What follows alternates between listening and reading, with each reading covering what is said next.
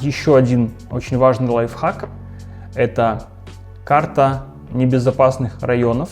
Она действует по всей Аргентине, составляется, насколько я понял, при содействии полиции, потому что, давайте вот если мы начнем с Буэнос-Айреса, наиболее такого густого места, и посмотрим самую популярную Вижу 31, раньше она так называлась, сейчас это Падре Мухика.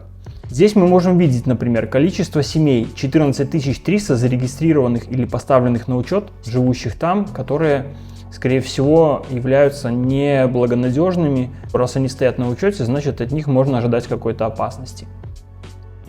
И можно видеть, что по всему Буэнос-Айресу таких зон довольно-таки немало, но по численности, пожалуй, Вижа 31 самая такая многолюдная. По крайней мере, на этой карте я более плотной населенности не встретил. При этом на маленьком квадратике, то есть плотно застроенные трущобы, прям многоэтажные. Вот, а теперь давайте посмотрим, что происходит в Кордове. Это Росарио, а вот Кордова. То есть вот такая карта, если вы также и ей вооружитесь и будете сопоставлять с тем, что видите на сайтах по аренде недвижимости, она вам поможет составить впечатление более правильное о районах. То есть, как видно, в Кордове таких более или менее опасных мест, вот район. То есть вот это вот прямая улица, вдоль ее прямо квадры. И давайте теперь посмотрим на безопасность вот здесь, на северо-западе. То есть, как видно, буквально есть то, о чем я говорил, Вижа Сибуру. Там проживает 550 семей. И вот маленький кусочек еще. Все остальное считается безопасным. Понятно, что есть области досягаемости этих банд или каких-то преступных элементов, и они не обязательно будут рядом с тем местом, где они проживают. Чаще всего это центр города, где наибольший поток туристов и обеспеченных людей. Но в таких спальных районах, вроде северо-запада, там все проще с точки зрения охраняемости, то есть есть будки охраны и часто патрулирует полиция. На юге города это решается посредством просто ограждения районов заборами с колючей проволокой. Давайте мы сейчас вернемся к карте Google Earth.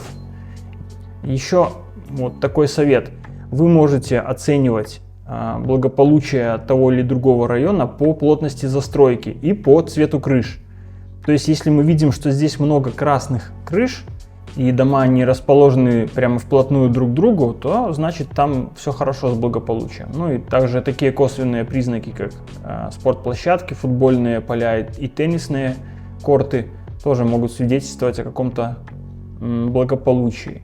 Например, вот здесь, в таком очень престижном районе,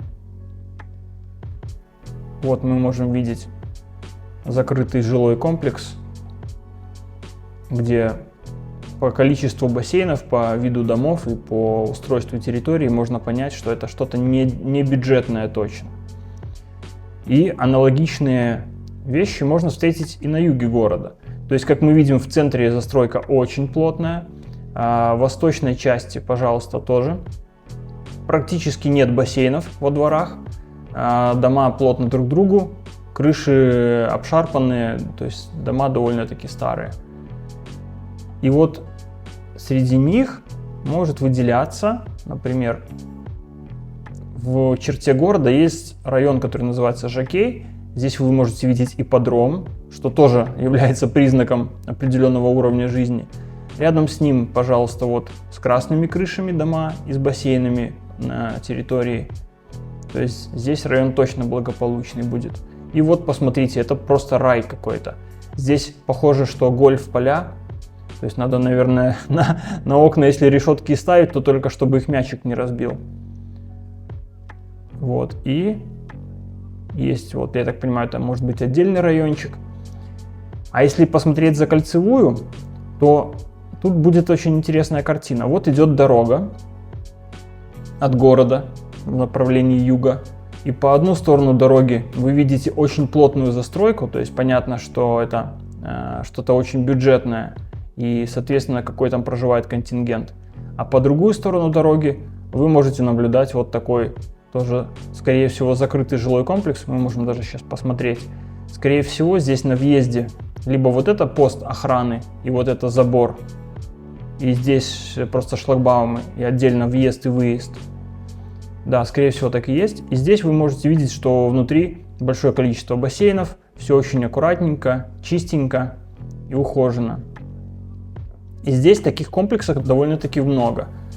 Вот, пожалуйста, еще что-то чуть-чуть попроще. Вот еще. Здесь мы можем видеть, что это более бедные какие-то деревеньки.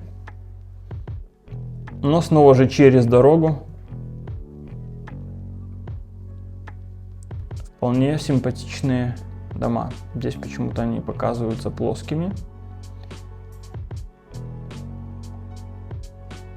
То есть по форме даже того, как уложены дороги, можно понимать, если это не прямо квадратики-квадратики, а что-то такое более фигурное, то значит район, в котором точно будет интересно пожить.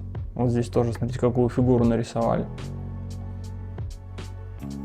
Ну вот, собственно, такой способ посмотреть. И если мы еще раз вернемся к карте безопасности и сопоставим с тем, что видели здесь на Google Earth, чуть-чуть повернем.